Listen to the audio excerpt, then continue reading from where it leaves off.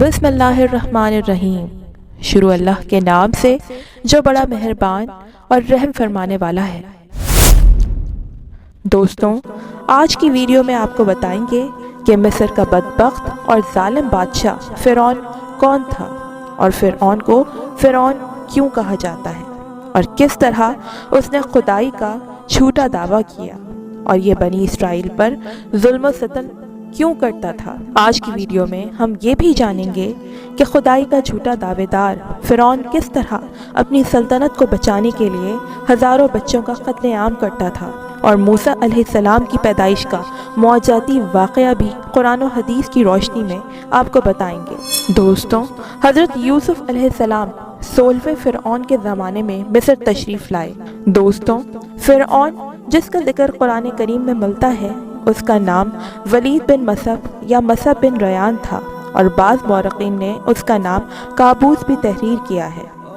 हज़रत यूसुफ़ अलैहिस्सलाम 16वें फ़िरऔन के ज़माने में मिस्र तशरीफ़ लाए और जिस ज़माने का जिक्र हम करने वाले हैं वो 19वां फ़िरऔन था। फ़िरऔन बदबख्त का ताल्लुक़ कबीला क़िब्तिया से था और यही वो ज़ालिम कौम थी जिसने उसे अपना खुदा माना था और उसकी पूजा शुरू कर दी थी। फ़िरौन की उम्र तकरीबन 400 साल थी। दोस्तों, इन 400 साल में ना ही वो कभी बीमार हुआ और ना ही दुश्मन उस पर गालिब हुआ। उसका चेहरा तांबे की तरह चमकता था, इसीलिए यहूद व नसारा उसे काबूस कहा करते थे। फ़िरौन बादशाह बनने से पहले मेहनत मजदूरी किया करता था। दोस्तों, फ़िरौन सिर्फ हज़रत मूसा अलैहिस्सलाम के दौर का बादशाह नहीं है बल्कि ये एक इस्तिलाह है। मिस्र की तारीख बहुत पुरानी है। दुनिया में कई कौमें गुजरी हैं जिनकी रहन सहन और बोली अलग है और सब मुल्कों के हुक्मरानों के मखसूस नाम हैं। जैसे पाकिस्तान में सदर और वज़ीर आज़म, बिल्कुल इसी तरह अहले मिस्र अपने हुक्मरानों को फ़िरऔन कहते थे।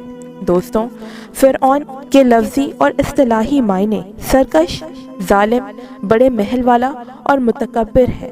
एक दिन फ़िरऔन ने एक ख्वाब देखा जिसकी ताबीर ये बताई गई कि बनी इसराइल का एक लड़का तेरी हुकूमत के ज़वाल का बाइस होगा।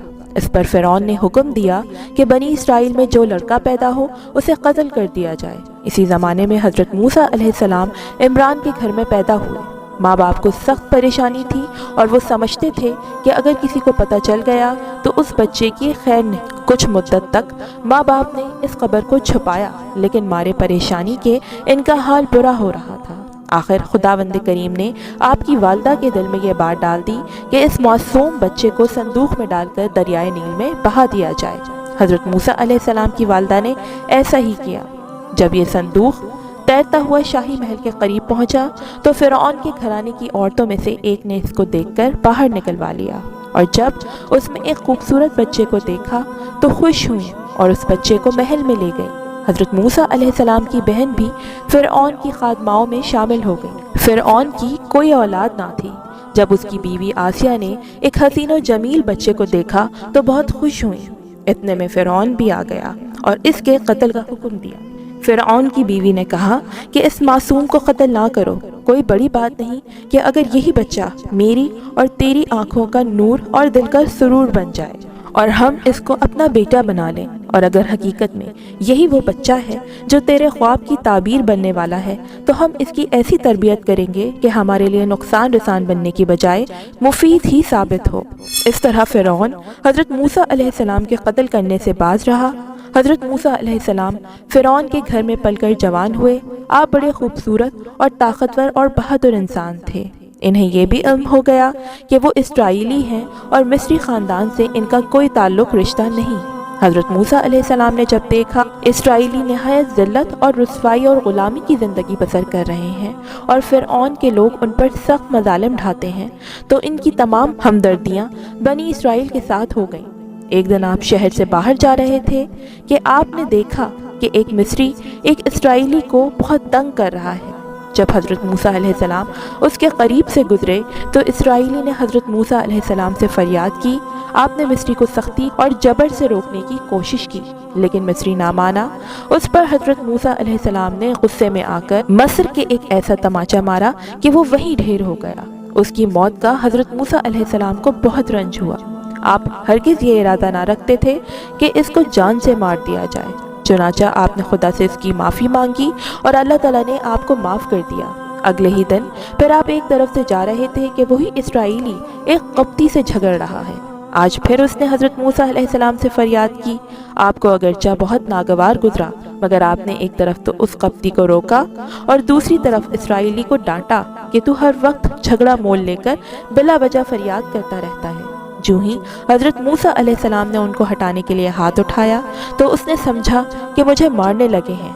वो चिल्लाया, मूसा, कल तुमने एक मिस्री को मारा, इसी तरह आज मुझे भी हलाक करना चाहता है। अब क्या था कि सारे शहर में खबर मशहूर हो गई कि कल वाले मिस्री को हज़रत मूसा अलैहिस्सलाम ने मारा था। फ़िरौन ने उनकी गिरफ्तारी के अहकाम जारी कर दिए। इस वक्त एक आदमी फ़िरौन के दरबार में मौजूद था जिसको हज़रत मूसा अलैहिस्सलाम से उन्स था। उसने फ़ौरन हज़रत मूसा अलैहिस्सलाम को जाकर सारे वाक़े की इत्तला दी और मशवरा दिया कि आप फ़ौरन यहाँ से निकल जाएं। चुनाचा हज़रत मूसा अलैहिस्सलाम बेसुरो सामान निकल खड़े हुए और मंजिलें तय करते हुए मदियन के एक शहर जा पहुँचे। आप भूख और प्यास से निढाल हो रहे थे। जब एक कुएं पर पहुँचे तो देखा कि कुएं पर लोगों की भीड़ लगी हुई है और लोग अपने रेवड़ों को पानी पिला रहे हैं। सबसे पीछे 2 लड़कियां अपनी बकरियां लिए खड़ी हैं।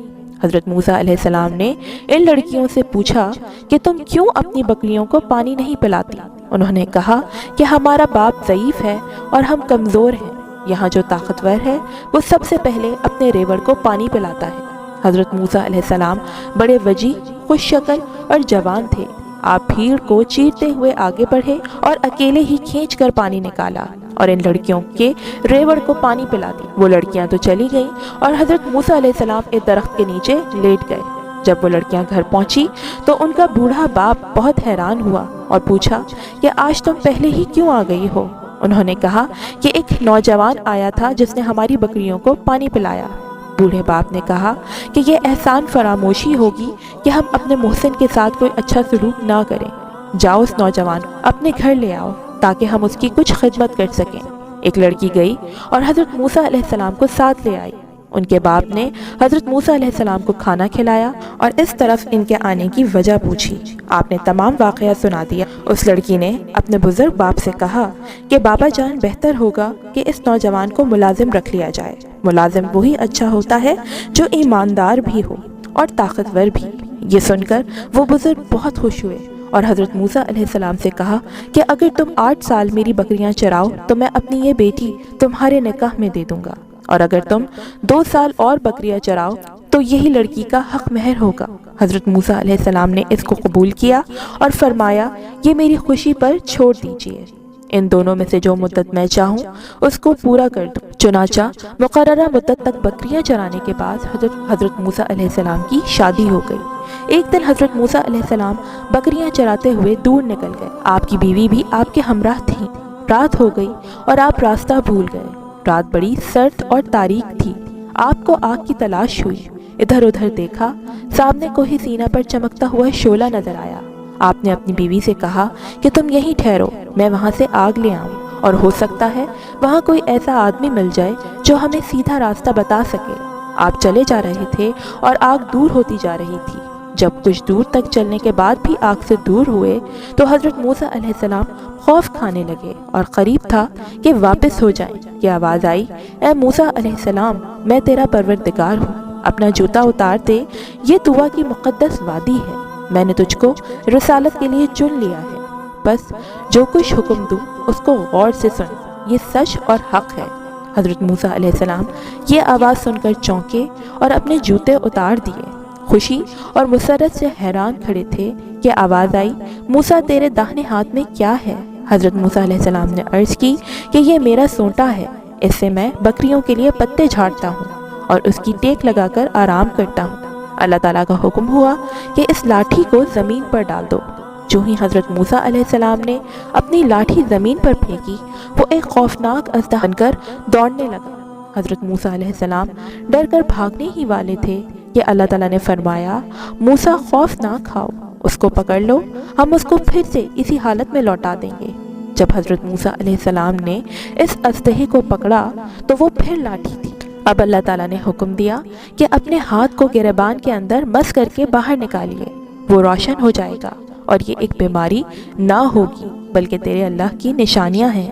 ہماری ان نشانیوں کو لے کر فرعون کے پاس جاؤ اور اس کو اور اس کی قوم کو سیدھا راستہ دکھاؤ۔ اس نے بہت سرکشی اور نافرمانی اختیار کر رکھی ہے اور وہ بنی اسرائیلی پر انتہائی ظلم کر رہا ہے۔ ان کو اس غلامی اور ذلت سے نجات دلاؤ۔ دوستوں، حضرت موسیٰ علیہ السلام اپنے بھائی کو ساتھ لے کر فرعون کے دربار میں داخل ہو گئے اور فرعون سے کہا کہ خدا نے مجھے اپنا پیغمبر اور رسول بنا کر تیرے پاس بھیجا ہے۔ ہم تم سے دو باتیں کہتے ہیں، ایک تو خدا واحد پر ایمان لے آؤ، دوسرے بنی اسرائیل پر ظلم و ستم سے باز آؤ اور ان کو غلامی سے نجات دو۔ فرعون سے کافی باتیں ہوئیں۔ حضرت موسیٰ علیہ السلام نے فرعون کو سمجھانے کی بہت کوشش کی، اور جب اس سے کوئی جواب نہ بنایا تو درباریوں سے کہنے لگا کہ یہ کوئی پاگل معلوم ہوتا ہے، اور اپنے وزیر حامان سے کہنے لگا کہ ایک اونچی عمارت بناؤ جس پر چڑھ کر میں موسیٰ علیہ السلام کے خدا کو دیکھ سکوں، اور میں تو اس کو جھوٹا سمجھتا ہوں۔ حضرت موسیٰ علیہ السلام نے کہا کہ میں اپنی صداقت میں تیرے پاس ظاہر نشان لایا ہوں۔ فرعون نے کہا کہ اگر تیرے پاس کوئی نشان ہے تو ہمیں بھی دکھا۔ حضرت موسیٰ علیہ السلام نے اپنی لاٹھی کو زمین پر پھینک دیا اور وہ ایک خوفناک اژدہا بن گیا۔ پھر اپنا ہاتھ گریبان کے اندر لے گئے، جب نکالا تو وہ ایک روشن ستارے کی طرح چمک رہا تھا۔ یہ دیکھ کر فرعون کے درباری چلا اٹھے کہ یہ تو کوئی بہت بڑا جادوگر ہے۔ چنانچہ یہ فیصلہ ہوا کہ اب تو موسیٰ علیہ السلام اور ہارون کو جانے دیا جائے، اور کچھ دن بعد اپنی سلطنت کے تمام بڑے بڑے جادوگروں کو اکٹھا کر کے حضرت موسیٰ علیہ السلام سے مقابلہ کرایا جائے۔ مقابلے سے پہلے حضرت موسیٰ علیہ السلام نے عوام کو مخاطب کرتے ہوئے فرمایا کہ اللہ پر جھوٹی تہمت نہ لگاؤ، ایسا نہ ہو کہ خدا کا عذاب تم کو دنیا سے نیست و نابود کر دے۔ جادوگروں نے آگے بڑھ کر کہا کہ ان باتوں کو جانے دو، اب ذرا دو دو ہاتھ ہو جائیں۔ اب یہ بتاؤ کہ پہل تم کرو گے یا ہم کریں؟ آپ نے دیکھا کہ ان پر کوئی بات اثر نہیں کرتی تو آپ نے فرمایا کہ پہل تمہاری طرف سے ہونی چاہیے۔ اب ان جادوگروں نے اپنی ساری رسیاں، بان اور لاٹھیاں زمین پر ڈال دیں، جو اژدہا بن کر زمین پر دوڑنے لگے۔ یہ دیکھ کر حضرت موسیٰ علیہ السلام کچھ گھبرا گئے، مگر اسی وقت خدا کا حکم ہوا، موسیٰ علیہ السلام خوف نہ کھاؤ، ہمارا وعدہ ہے تم غالب رہو گے، اپنی لاٹھی کو زمین پر ڈال دو۔ حضرت موسیٰ علیہ السلام نے فوراً اپنا عصا زمین پر پھینک دیا اور وہ ایک خوفناک اژدہا بن گیا جس نے تمام جادو کے زور سے بنے نمائشی سانپوں کو نگل لیا۔ جادوگر یہ دیکھ کر سخت حیران ہوئے اور پکار اٹھے کہ موسیٰ علیہ السلام کا یہ عمل جادو نہیں بلکہ خدا کا معجزہ ہے، اور فوراً سجدے میں گر پڑے اور اعلان کیا کہ ہم موسیٰ علیہ السلام اور ہارون کے خدا پر ایمان لے آئے ہیں۔ جادوگروں نے کہا کہ اب سچائی ہمارے سامنے آ گئی ہے، تو جو کچھ کرنا چاہتا ہے کر گزر، ہم ایک خدا پر ایمان لا چکے ہیں، وہ ہماری خطائیں بخش دے۔ یہ دیکھ کر اسرائیلی نوجوانوں کی ایک جماعت بھی حضرت موسیٰ علیہ السلام پر ایمان لے آئی، لیکن وہ بھی فرعون کے قہر و غضب سے ڈرتے تھے، اس لیے کھل کر اعلان نہ کر سکے۔ دوستوں، حضرت موسیٰ علیہ السلام نے کہا کہ اگر تم واقعی اللہ تعالیٰ پر ایمان لے آئے ہو اور اس کے فرما بردار بننا چاہتے ہو تو فرعون سے ہرگز نہ ڈرو اور اللہ ہی بھروسہ رکھو۔ اس کے جواب میں انہوں نے کہا کہ ہم اللہ پر ہی بھروسہ کرتے ہیں۔ جب حضرت موسیٰ علیہ السلام کو فرعون اور اس کے درباریوں کے منصوبوں کا علم ہوا تو آپ سے بنی اسرائیل کے لوگوں نے کہا کہ موسیٰ علیہ السلام، ہم تو پہلے ہی مصیبتوں میں پھنسے ہوئے تھے، تیرے آنے سے کچھ امید بندھی تھی، مگر تیرے آنے کے بعد تو اور بھی مصیبت آ گئی ہے۔ حضرت موسیٰ علیہ السلام نے ان کو تسلی دی اور کہا کہ گھبراؤ نہیں، اللہ کا وعدہ سچا ہے، تم ضرور کامیاب رہو گے اور تمہارا دشمن ہلاک ہوگا۔ اب فرعون اور اس کے درباریوں میں حضرت موسیٰ علیہ السلام کے قتل کے مشورے ہونے لگے۔ ان میں ایک مرد مومن بھی تھا جو اپنے ایمان کو چھپائے ہوئے تھا۔ اس نے کہا، تم ایک ایسے شخص کو مارنا چاہتے ہو جو سچی بات کہتا ہے اور تمہارے پاس اپنی سچائی میں بہترین نشانیاں لایا ہے۔ اگر وہ جھوٹا ہے تو تم کو اس سے کچھ نقصان نہیں پہنچے گا، اور اگر وہ سچا ہے تو پھر اس کے وعدوں سے ڈرو جو وہ خدا کی جانب سے سناتا ہے۔ لیکن فرعون اور ان کے سرداروں پر کوئی اثر نہ ہوا، بلکہ انہوں نے کہا کہ موسیٰ علیہ السلام سے پہلے اس سے نپٹ لینا چاہیے۔ آخر جب مصریوں کی سرکشی اور نافرمانی حد کو پہنچ گئی تو حضرت موسیٰ علیہ السلام نے خدا کے حکم سے فرعون کو مطلع کر دیا کہ تم پر عذاب الہی نازل ہونے والا ہے۔ اب یہ صورت ہوئی کہ جب عذاب کی صورت پیدا ہوتی تو وہ حضرت موسیٰ علیہ السلام سے کہتے کہ اگر یہ عذاب ٹل جائے تو ہم تمہارے خدا پر ایمان لے آئیں گے، اور پھر عذاب ٹل جاتا۔ اسی طرح کئی بار ہوا، لیکن جب عذاب رفع ہو جاتا تو یہ لوگ پھر منکر ہو جاتے۔ اب اللہ نے حضرت موسیٰ علیہ السلام کو حکم دیا کہ اپنی قوم بنی اسرائیل کو مصر سے نکال کر باپ دادا کی سرزمین پر لے جاؤ۔ چنانچہ آپ رات کے وقت بنی اسرائیل کو لے کر نکل گئے۔ ادھر فرعون کو بھی اطلاع مل گئی۔ اس نے ایک زبردست فوج کے ساتھ ان کا تعاقب کیا۔ وہ پانی کے کنارے پر پہنچے تھے کہ مصری فوجیں آ گئیں، جنہیں دیکھ کر بنی اسرائیل بہت گھبرائے، مگر حضرت موسیٰ علیہ السلام نے ان کو تسلی دی کہ گھبراؤ نہیں، اللہ کا وعدہ سچا ہوتا ہے۔ دوستوں، اللہ تعالیٰ نے حضرت موسیٰ علیہ السلام کو حکم دیا کہ اپنی لاٹھی پانی پر مارو۔ چنانچہ جب حضرت موسیٰ علیہ السلام نے بحیرہ قلزم کے پانی پر اپنی لاٹھی ماری تو اس میں سے راستہ بن گیا، اور حضرت موسیٰ علیہ السلام بڑے آرام سے پار ہو گئے۔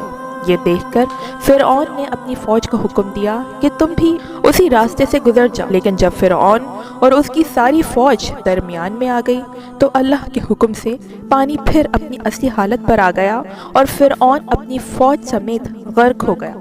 جب فرعون غرق ہونے لگا تو اس نے پکارا کہ میں موسیٰ کے خدا پر ایمان لاتا ہوں، لیکن یہ بعد از وقت تھا اور مصری ایسے کئی وعدے پہلے کر چکے تھے۔ فرعون کی پکار پر اللہ نے فرمایا کہ آج کے دن ہم تیرے جسم کو ان لوگوں کے لیے جو تیرے پیچھے آنے والے ہیں نجات دیں گے کہ وہ عبرت کا نشان بنے۔ چنانچہ ہزاروں سالوں کے بعد اس کی لاش دستیاب ہوئی ہے اور اب مصر کے عجائب خانے میں موجود ہے۔ اللہ ہم سب کو تکبر و بڑائی اور وقت کے فرعونوں سے محفوظ فرمائے، آمین۔